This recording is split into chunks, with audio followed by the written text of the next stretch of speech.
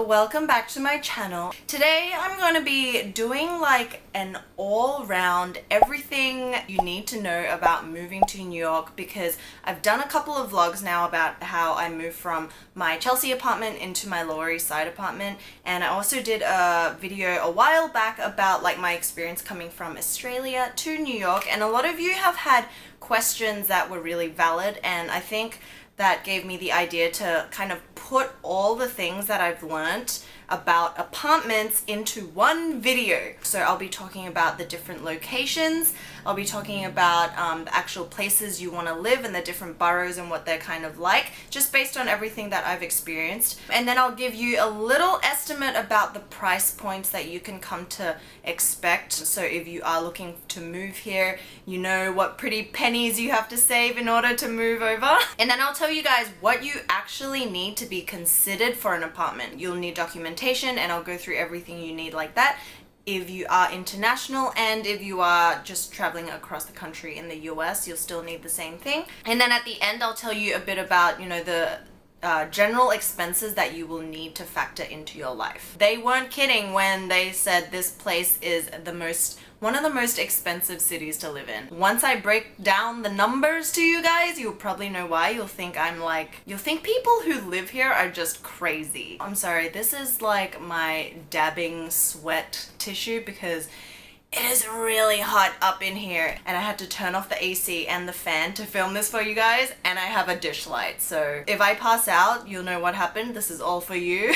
And before I get into it, remember to subscribe. Okay, let me just take a sip so I don't pass out, actually. It's a legitimate concern right now. Ugh.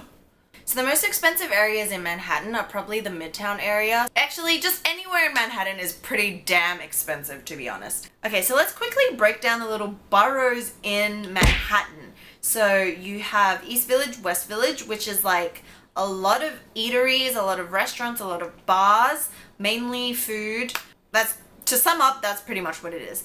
Chelsea, you have a lot of like brunch places. It's near the Flatiron area, and it's also, if you go further down Chelsea, you'll also have the High Line, you'll have the Chelsea markets, you have the West Side Highway, so you have that strip to do exercise and stuff, and because of that you'll pay a pretty penny for it, which we did. Then you get like Times Square Hell's Kitchen. There's a lot of rats there. I mean, there's a lot of rats everywhere, but because anywhere there's a lot of food, you'll get a lot of rats, so just beware. And then you have Lower East Side, which is, it's like up and coming. There's a lot of buildings or high-rise buildings that you see that are being built now, and because I think a lot of money is being spent on developing this area because it's like up and coming and kind of hip and trendy. It's a little grungy, it's really cool. There's a lot of young people, and there's a lot of like, you know, hole-in-the-wall restaurants, and you walk in, you're like, damn, this is awesome, but it looked really dingy on the outside. Like, that's the kind of vibe you get from Lower East Side. And then you can go Harlem. You can find a lot of apartments there, because when we were looking, there were a lot of available apartments. It's cheaper, you're still in Manhattan, but you're like up there, and they're not like the newest of apartments, but you can get a studio, a one-bedroom for like $2,200 to $2,400, and then you get like Upper West Side, which is like old money, or is it new money? I don't know. Oh, and then if you pick a side, like West Side or East Side, generally speaking, everything on the West Side is easier to like catch a train. If you want to ever go onto the East Side, it's like hella hard because you have to get like the 6 or the 4, which is the green line, and that just really doesn't go anywhere, that train. Deciding where you want to live, whether in Manhattan, Brooklyn, Queens, or wherever, Jersey, whatever, it all comes down to your priority. So if you live in Manhattan, your priority is convenience. You want to get to work, you want to get to wherever it is you want at the quickest time possible. And so if you want that, you will give up space. Whereas if you live in Brooklyn, it's going to take a little bit longer to get to, but you will have a little bit more space. And then the further out you go, you know, etc., etc. Queens, you'll have even more space, but it will take you 5 ever to get to Manhattan. But if you don't need to get to Manhattan, then why would you live here? It's like so damn expensive. It all boils down to priority. For me, I lived in Brooklyn when I first came here, and the commute time, 1 to 2 hours, every day there and back, and especially on weekends. I just couldn't deal with that anymore because I needed to get to work early. So you have to make a decision what works best for your kind of lifestyle and why you're coming here.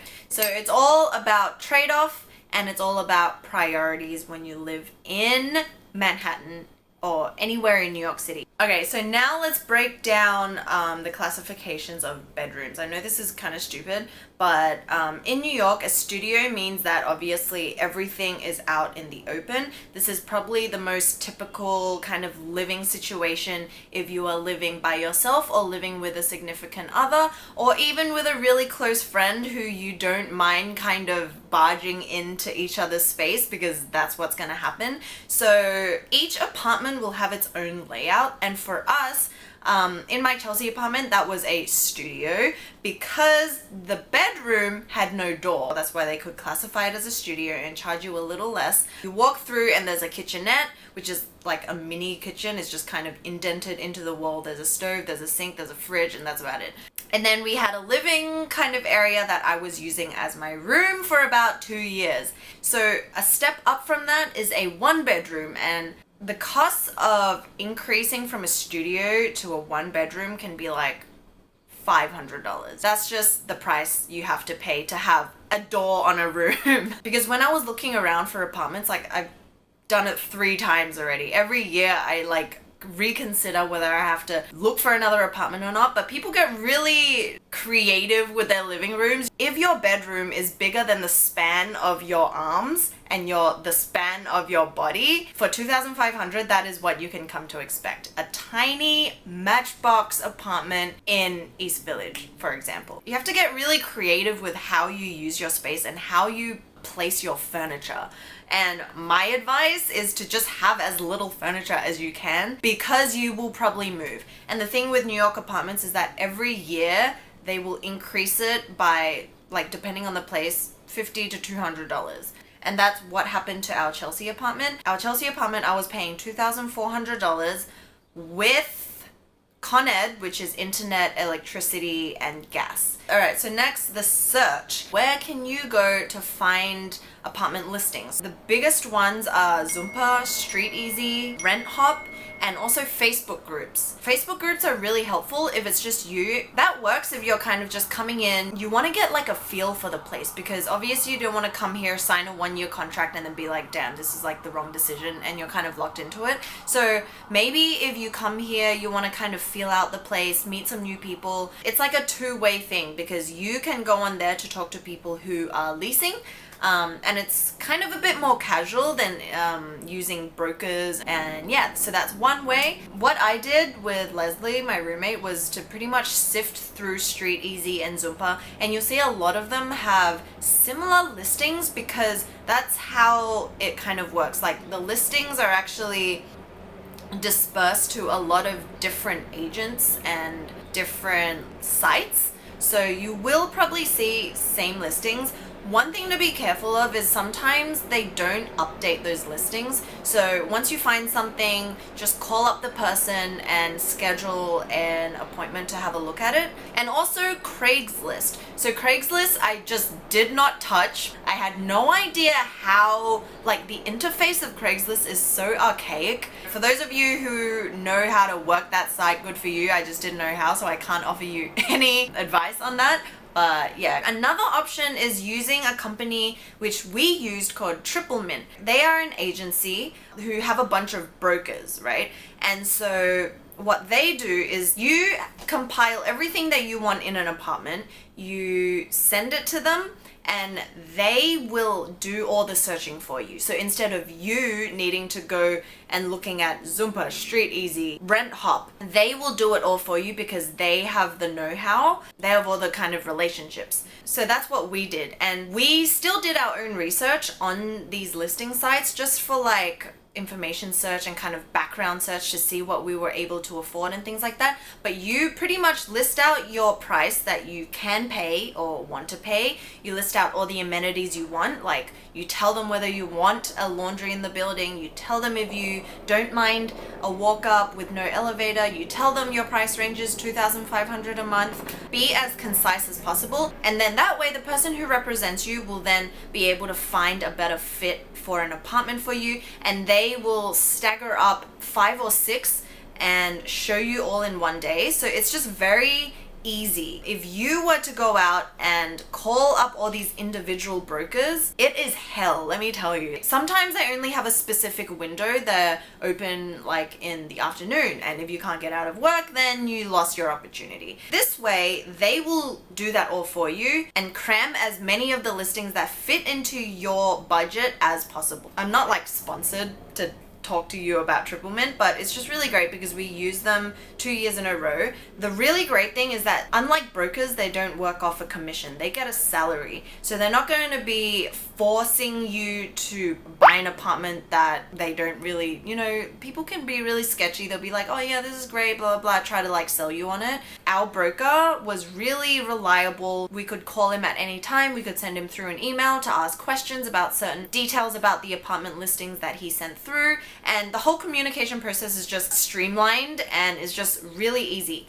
Oh God, there's just so much to talk about. What it comes to at the end of the day is a lot of luck. Okay, so the apartment kind of landscape, you will definitely find more listings in the summertime, because the summertime, more people are moving, like their leases are ending, and so more people will be moving out and finding new places. But therefore, because the demand is higher, the apartments and their prices will be a little bit more expensive. Versus if you were to move in the dead of winter, because that's when people tend to just not move. They both have their pros and cons, you know. So the winter, the listings will be a little less, but they will also cost a little less. We moved out just before summer, and so we started early because we didn't want to be in that huge like crisis of everyone kind of moving out, you know. But in that, it was a little bit harder to find stuff, so that's why you should do your own research. If you do have time, you have like a few months to kind of look at a few places, then just do your own research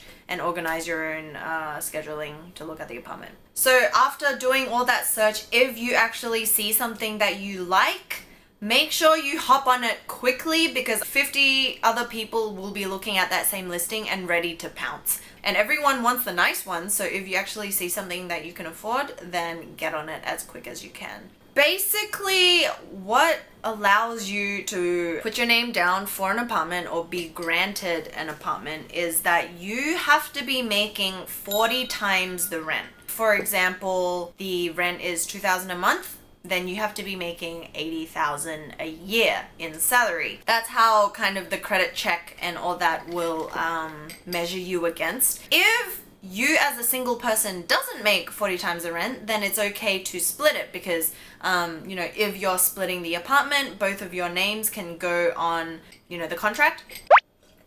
Both of you have to make 40 times the rent. So for example, if it was $2,000 a month, we have to be making $80K a year. So as long as I make 40, my roommate makes 40, then you're good. If you don't have enough, or if you don't make enough but you still really want an apartment, then you'll need a guarantor. The guarantor then has to be able to make 40 times the rent. Just so the landlord knows that if you don't pay up, or if for whatever reason you can't pay, they can go to your guarantor, who will then be able to pay up. And the guarantor for New York, normally they only want people within the US. So if you're coming from overseas, it's case by case, but they most likely will not allow an international guarantor, just because it's like too difficult for them, you know. So either find a friend. It can be a friend, it can be family, it can like be anyone. They just need someone to have on the books to pay the money. Second thing you'll need is a bank statement, and the bank statement pretty much just tells the landlord that you have money in the bank. Simple as that. That you have a savings that you're actually paying your rent from. But this is just like standard for any rental, really. So yeah, just make sure you have money in the bank. Money, money, money. It's not funny in a rich man's world. Oh, I think that song was written about New York. Next, you'll need to give a security deposit, which is most likely 1 month's rent. So whatever your rent is, you have to pay that up front. So if your rent is $2,500, you have to pay $2,500. So that's your security deposit. Next is your broker fee. So the broker fee is pretty much 15% of your entire rent for the year. So if your rent, just for example, my math is not that great. So $2,000 for a month, right? So 2,000 times 12, what's that? Times 12 divided by 15% is like 3,600. Yeah, 3,600. So that is your broker fee. Whatever the input the broker actually had to you, you still have to pay this fee. For us, the broker fee was $4,600. So just remember that broker fee is 15% of your 1 year lease. So you need to give the bank statement. You need to prove that you make 40 times the rent, whether that's just yourself or you and whoever else. You can split that between 3 people. If you're doing a 3-bedroom, you just all need to collectively make more than 40 times the rent. And then you'll need a security deposit, which is your first month's rent. You'll also need to pay your first month's rent. So those are 2 separate things. You have to pay your first month's rent, and the security deposit is the amount of your first month's rent. And then you'll need to pay the broker fee, which is 15% of the entire year's rent. $10,000 later, if you're successful, then you'll have an apartment. Oh, and sometimes there's credit fee checks. There's credit check fees, which is like $100 or something, $50 straight out of pocket. And then the last thing you'll need is probably a friend that will give you unconditional love and affection, because by this point you will be a broken man. Broken on the inside with nothing left in the bank account but little breadcrumbs for Hansel and Gretel. And then you have to think about your furniture and moving costs and everything. So it's just like, oh my God, mayhem. That was probably the part that you really have to think about. How are you going to save for it? How are you going to find someone to be your guarantor if you don't make enough? How will you live? How will you mentally surpass this phase of life? So yeah, good luck. Now I'm going to talk a little bit about the expenses that you'll need to factor in that no one can avoid. It's like death and taxes, expenses in New York City. First of all, you'll need a Metro card. If you get a monthly one, it's $121, or you can get a city bike and ride everywhere. You can get like a yearly pass for I don't know how much, because I don't ride a city bike, especially in summer. Ain't nobody got enough sweat for that. Okay, so let's talk a little bit about utilities. Most of the apartments in New York City, if you're in a pre-war building, which is like the older apartments, normally the heating and the water will be paid for. You have to pay for gas, Wi-Fi, and electricity. So in this apartment that I'm staying in, heating is included because that's what this fugly piece of metal is. That's the centralized heating, which is great because you don't have to pay for it in the winter, which could be a hefty bill in the winter, but you have no control over the heating. And so if the super, sometimes it's the super that controls it, if they are feeling cold, then you're screwed. So Wi-Fi for me, according to my history, internet's gonna cost about $45. And that's between 2 people, so we split that and it's about $22.50 each month, and it's been pretty consistent. The speed of the internet will actually differ in different locations, but Con Ed, which is your electricity and gas and everything else, that all belongs to Con Ed as well, and that will really differ from season to season. You know, people are using their fans 24/7, you're having the AC full blast, and that can get up to hundreds. For us, on a good month, I will pay $35. So that means the entire bill is about $61. But this will really depend on how you use your electricity, because we try to use as little AC as possible. And then you'll need groceries. Groceries can be as cheap as you want or as expensive as you want. If you're a person who wants to shop at Whole Foods, aka whole paycheck, then go ahead and do that. Because by this time you'll have literally breadcrumbs to live on. If you eat out a lot, okay, I can't say I don't eat out a lot because it is very tempting. And the food is also quite cheap, but accumulated, it is not cheap. $70, let's just say minimum a week, times 4, 280. And that's 280 on top of your $100 bill, on top of your rent. Ka-ching, ka-ching, ka-ching! That's not a sound that I like to hear. So you really have to budget. You really have to know what you are capable of, what you can spend, and when you just can't go out with your friends. You just have to be like, no, I'm broke AF. I'm not gonna go to dinner with you. So yeah, just expect that you're not going to have much of a savings if you're living in New York City. When you live here, you're living here to make experiences. For me anyway.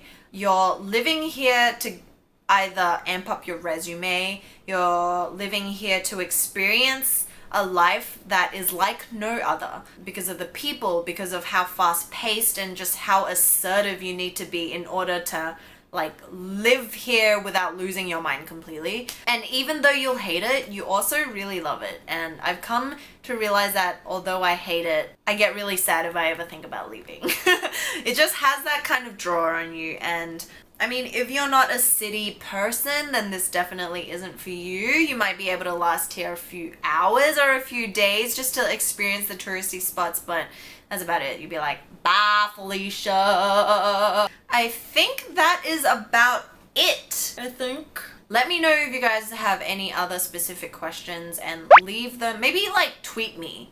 I'm trying to like increase the usage of my Twitter because I hardly ever do that. Make sure you subscribe. Make sure you follow me on my Instagram. I'm doing an Instagram giveaway very soon. And yeah, thanks for listening. Hope you found it helpful, and I'll see you later. Peace.